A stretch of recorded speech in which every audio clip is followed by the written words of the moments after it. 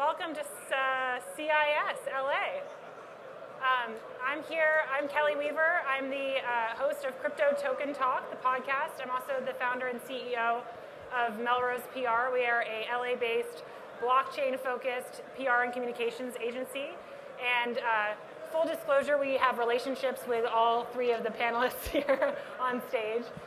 But I'm very proud to be on stage with these folks, and I wanted to go down the line and introduce our panelists. We have Tiana, Nash, and Ken, and I'll let them introduce themselves and tell us a little bit about their backgrounds. So, hi everyone, my name is Tiana Damjanovic-Gertner. I'm the Chief Marketing Officer of Anchor, a new algorithmic stablecoin, dual token system that's actually pegged to the real growth of the global economy. I'm Nash Foster. I'm CEO of C-Delta. We're a new blockchain that's targeting 50,000 transactions a second with under 2-minute finalization times so that we can drive true mass adoption of blockchain cryptocurrency at the retail point of sale. My name is Ken Brook. I'm the founder and CEO of a company called MetaX. We're a blockchain technology company based in Santa Monica. We're currently building an open platform called AdChain for digital advertising, where we're looking to bring transparency and accountability to online marketing and digital advertising. Awesome. Thanks, you guys. So I really want to focus this discussion around how we're going to get to mass adoption of blockchain technology, and also what are the best use cases to get us there. So I guess my question for all three of you, and I'd love to each answer individually, is what are some of the best use cases that you think of blockchain, and feel free to plug sort of how you're applying this technology in your own project that you're currently working on. Well, in Anchor's case, it's the stable store of value, because right now we have numerous cryptocurrencies and a very volatile crypto market. And even more importantly, we have volatile stable coins. So claiming to achieve stability and not achieving it is a massive problem for people holding those cryptos. What we're trying to do is bring stability to the system through pegging ourselves to the value of the global economy, through having a two-token system that's being stabilized based on the simplest law of the market, the law of supply and demand, hence bringing that stability that's really necessary and that stable store of value that won't shift whenever there's a pump and dump or a black swan event. So if I get paid in crypto, I know for sure that value is going to be the same as when you paid me. If you get paid in Anchors, yes. Awesome. Nash? I think that, we're entering a time when everybody's going to do financial transactions on their smartphone. That, if you hang around with college students today, right there, like their entire life is right on their phone. And for them, the idea of using cash or traditional payment cards is starting to become kind of like, why would I do that?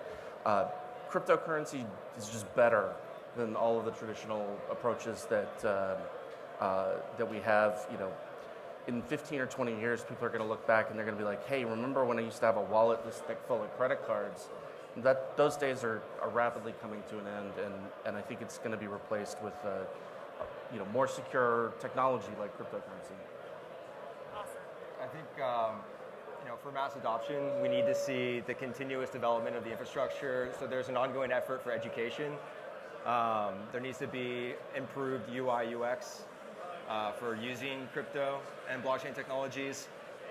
We saw what happened when you had individual and personal speculation with the rise of the value of cryptocurrencies and Bitcoin. That drew a lot of interest, but also I think there needs to be more education, and we're now seeing institutional money on the sideline looking to get in, but they're still kind of feeling it out. And so we're now approaching a time where we're going to see what it looks like when institutional money gets in the game, not just personal speculation.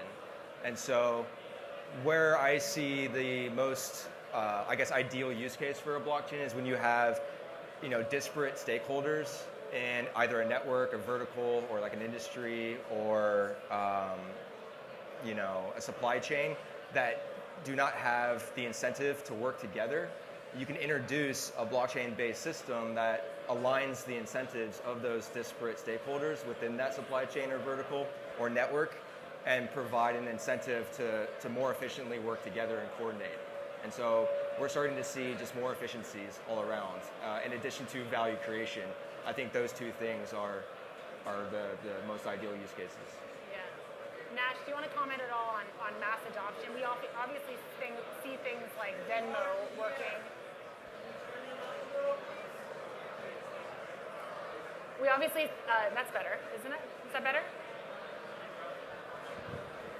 We'll try to project as well. Nash, we see things like Venmo being used all the time, centralized solutions for use cases that you were talking about, day-to-day transactions. What's it gonna take to get crypto used in those circumstances? Yeah, well, obviously, I mean, I think what he said was right on, right? We need applications with better user interfaces that are straightforward for end users to get onto their devices and to begin using. Technologies like Venmo, leverage, the traditional financial network, but they have social features that allow people to drive their friends to use it, right? So, we're going to start to see blockchain and cryptocurrency applications that do a similar type of thing, where maybe you buy dinner and we go to split the check, but instead of paying you with Venmo, I'll just pay you with my crypto app. But we need those projects to come along. We need that software to get developed. We're not really there yet as of today for the wallets to be as easy to use and as pervasive as they need to be. But I think it's coming. I mean, it's in 1994 when Amazon was founded, bookstores were like anchor stores in malls, and now they're just gone, right? So it takes 20 years for these kinds of changes to get rolled out, for the disruption to really take hold, and for the market to change. We're only 10 years into the crypto revolution, and so I think we can anticipate over the next decade or so that we're going to start to see the applications and the infrastructure. We're going to start to see blockchains that can handle the transaction volume at a reasonable end user latency. And once those technologies come out and get launched and start to drive adoption, then I think it's just going to snowball very rapidly. Ken, you mentioned blockchain is a great use case when there's different stakeholders who all have, different objectives and things like that. Can you talk specifically to the ad tech use case? Because I think it's a really good example of that. Sure. So in advertising, there's misaligned incentives, and you have centralized data platforms like Facebook, Google, Amazon that don't have an incentive to share their data. However, recently they're facing pressure from both the government and their users to be more transparent about what's going on with consumer data. And with these new data privacy laws that are emerging, and with consumer and user demands, these centralized companies are really looking at how to address these issues. And so we see companies like Facebook exploring blockchain technologies on not only how to potentially curate their network, which is a network of user-generated content, where you have issues of questionable content being published on live video feeds, questionable posts, what is hate speech, what are all of these things that are easily, I guess, by Facebook defendable, where it's like, oh, we have the First Amendment, we have, the question or plausible deniability, or all of these things, whose liability is it? And so looking at how we can introduce new types of maybe protocols that these centralized systems can follow that give the end user the control over their data, where it's their first-party data that they control, and they give permission to these platforms to use this data how the user decides they want their data to be shared and distributed and monetized. And so we're looking at kind of all sides of the advertising marketplace and looking at how we can build out this ad chain platform to make it efficient for all sides of the market. Yeah, it's a really interesting use case. Tiana, talking about stablecoins, there's, as I understand it, 3 different types of stablecoins. Can you explain sort of the pros and cons of each? So first of all, you have the fiat-based stablecoins, those are the ones that are pegging their value to the value of a certain fiat currency. So, for instance, it can be dollar, it can be euro, it can be yen. You have. I can't hear you that well. Really? Okay, I'm sorry. Can you guys hear me? Yeah. So, should I start over? Project as much as you can. Okay, yeah, so we have fiat currencies stable coins that are based on fiat currencies, such as the US dollar, such as yen or euro, but they lack scalability, a lot of it. We have algorithm-based, such as Anchor, but they usually have a problem with their peg of value, with how they're going to express it, as well as a problem with the actual transparency of the system. We also have cryptocurrencies that are pegged to things like oil or gas or silver or gold. Again, a problem with scalability exists there. So you have to, when it comes to cryptocurrencies, I mean, one of the reasons because I see it that way is because we are pegged to an algorithm. But the future of stablecoins lies there. So you need to create an algorithm that can express a stable index of value that won't shift every time there's any kind of market volatility or a small event that actually shakes the market, that changes the demand or other conditions. So when it comes to stablecoins and when it comes to their pluses and minuses, the biggest minus right now isn't what they're being pegged to, or the type of the stablecoin, is actually the lack of transparency, of liquidity, and the lack of trust. Because we've seen the biggest market players being pegged to the USD. That's, although stable, not the most stable currency in the world, and it can't guarantee that it will remain where it is, and it does lose purchasing power on a yearly basis. It loses about 2.5% of it, which you shouldn't be in risk of when you're using a stable coin that's using an algorithm to create a stable index. Nash. Crypto exists at a unique intersection between computer science and economics. I know your team is full of mathematicians, but it seems like there are a limited number of real experts. What can be done to create a better understanding of the potential for end users? Yes, I mean, our experience with crypto has been that a lot of the projects are very ad hoc, right? And this is, I think, a tradition that goes all the way back to Satoshi, right? Where, I think everybody believes that he was a, fairly well-known cryptographer. But then the network was obviously built in a very decentralized way without necessarily having, people with tons of experience in either network engineering or economics or what have you.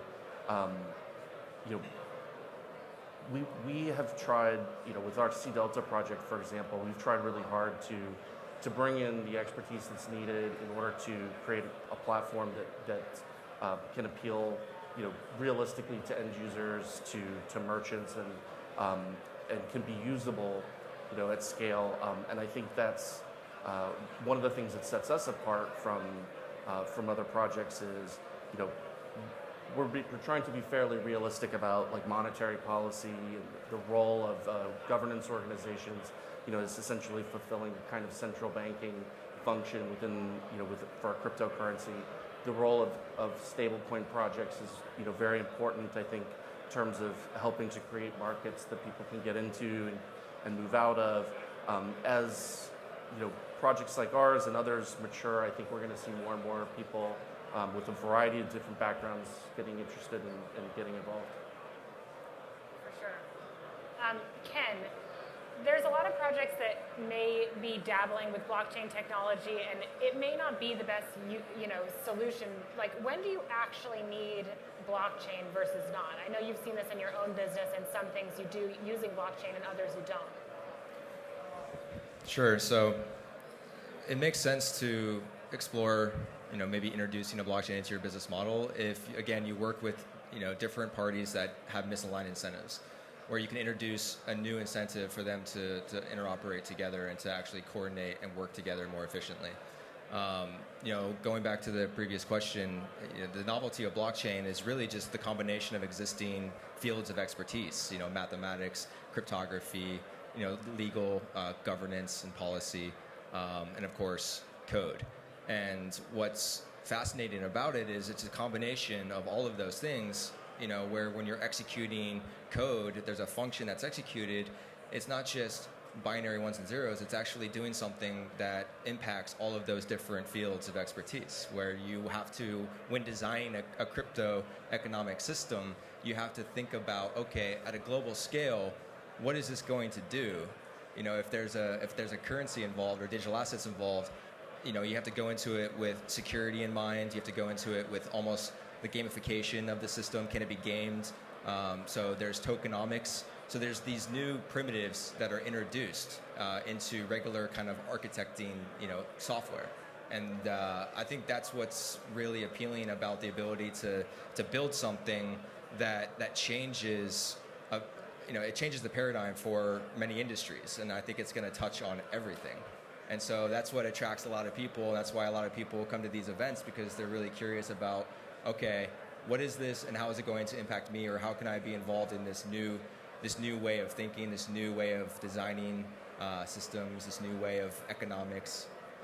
And so for our industry, we're looking at how can we bring users, advertisers, and content creators and publishers together, and how can we have them utilize something that is fair, where users control their data, but yet they still have access to the free content of the internet.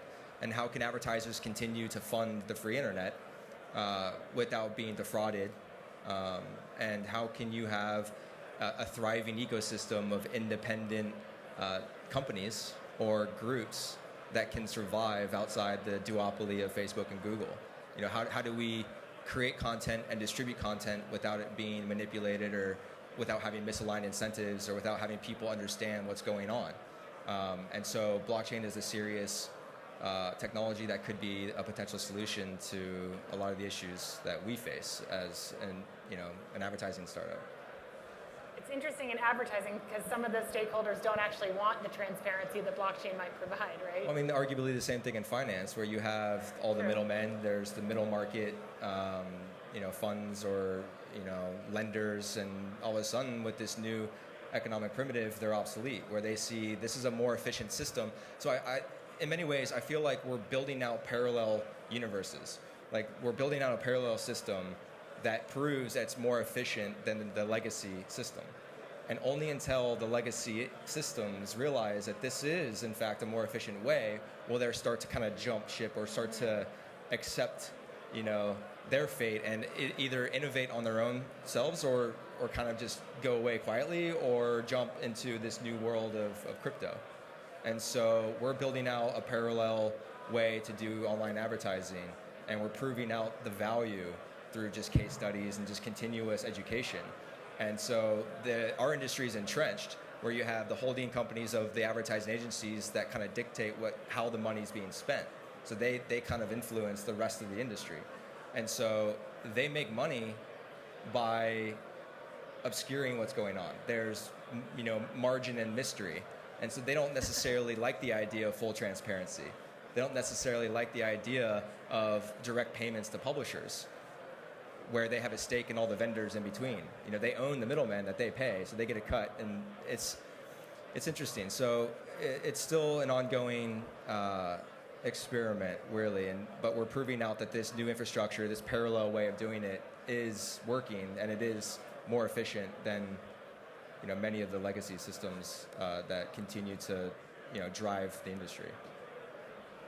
So Ken mentioned some of the challenges of showing a new way of doing things. What are some of the biggest challenges that you think blockchain projects are facing today, or what are some of the hurdles that you've had to overcome in your own project? So when it comes to stablecoins, one of the biggest problems is the actual regulation. because most countries still claim that all stable coins are securities, and it's not just in the US, it's many countries of the world. What I see as a solution to that problem is actually using blockchain experts, so working with the blockchain industry to create new laws, new regulations, so that the system can accept what we're doing. I mean, blockchain isn't new anymore, but it still isn't regulated properly. And the more countries realize that they need to work with the people who are actually in the industry in order to bring proper, just regulations, the faster it's going to go, the faster the adoption is going to go, because it will bring more trust into the system. Because, you know, people who are purchasing crypto now are still the early adopters. We need the crowds, we need people to understand crypto, and for that to happen, we need it to be regulated and to be simple. So we can't say that we have this super complex system that just we can understand and expect people to use it on an everyday basis. That's just not going to happen. So we have to work a bit on education as well. For sure. Awesome. Nash? What the challenges for blockchain projects? Yeah. I think and what are the the challenges biggest that you've heard challenge. of? Sorry. And you personally, what have you had to overcome as well? Well, you know, for us, one of the biggest problems just as an organization is actually hiring, right? Finding great people, bringing them into your organization is one of the things that we spend the most time on. You know, we've got a lot of internal process for doing that, but I think, you know, in general, you know, it's a big challenge to find people who they understand protocols, they understand how networks work, they also understand crypto and enough math and economics to be useful in these projects. It's pretty non-trivial. Another area where blockchain projects really struggle is the systems and network integration side. Most blockchain projects take a very ad hoc approach to this, where they're sort of, if we write a piece of software and we put it out there, then people will run it on their machines and it's going to be good enough. And the reality is that if we want to compete against, you know, networks at global scale, you know, Visa, the SWIFT guys for international transfers, you know, payment networks in other countries, these guys have large stacks of machines in, you know, tier 1 and tier 2 data centers all across the world, and we're not going to, you know, blockchain's not going to get there by beating, you know, PCs running in some guy's garage at the end of his DSL line, right? So figuring out how to maintain decentralization and at the same time build, you know, the physical infrastructure that's necessary to actually, you know, process the world's payments. I think that's the biggest challenge right now, just in terms of making it, you know, usable for real use cases at the point of sale, for retailers, for, you know, payroll is a huge thing where, you know, blockchain would be excellent for that, but the reality is that you couldn't do payroll on current blockchains. There's just not enough transaction volume available. So, you know, you get ADP wants to adopt it. Sorry, like, we don't have the transactions for you. And I think that's probably the biggest challenge that's out there today.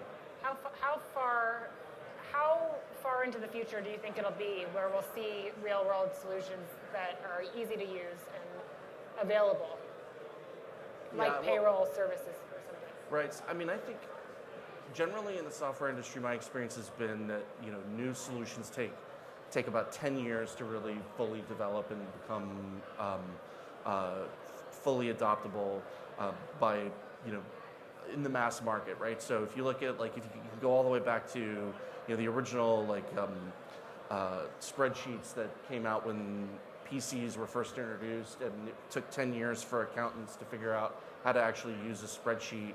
But after 10 years, every single accounting firm had a PC with the spreadsheet on it, running Lotus 123 or whatever it was. So I think for crypto, that's sort of where we are today. This is, you know, we're a couple of years in. I think we've got about a decade left. Projects that are coming out now are going to, you know, eventually become adoptable by the mass market. but it takes about 10 years for all that stuff to flesh out, for the different relationships and the sales partnerships and marketing, branding and all that stuff to sort of take effect, and for end users to become sufficiently aware that they actually buy into it.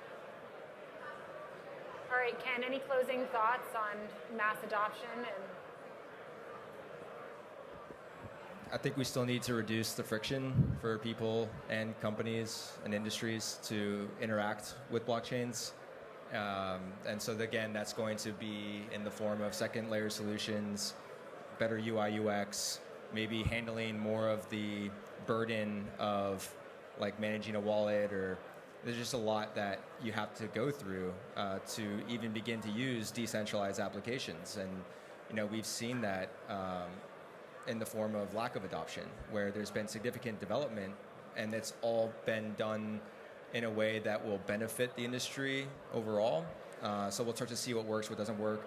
We'll continue to see more infrastructure, more efficiencies in the second layer to help onboard users. And so I really feel like we're still probably 2 to 3 years out from user adoption, and then maybe 3 to 5 years out from any significant level of adoption. But I think we all agree that it's going to happen. It's just when and how. And so, we're all here and excited. So I think my closing remarks is we'll just keep going, keep building. awesome. Great. Do you guys have anything to add to that, or so good? No, we're good. Awesome. Well, let's thank our panelists. I know these guys are around and happy to talk to anyone after, so we'll stick around and answer questions. And then Nash has a discussion coming up here at, I think, 11:45, or Yeah, I think so. 11:45, so stick around for that. All right, thanks, everyone.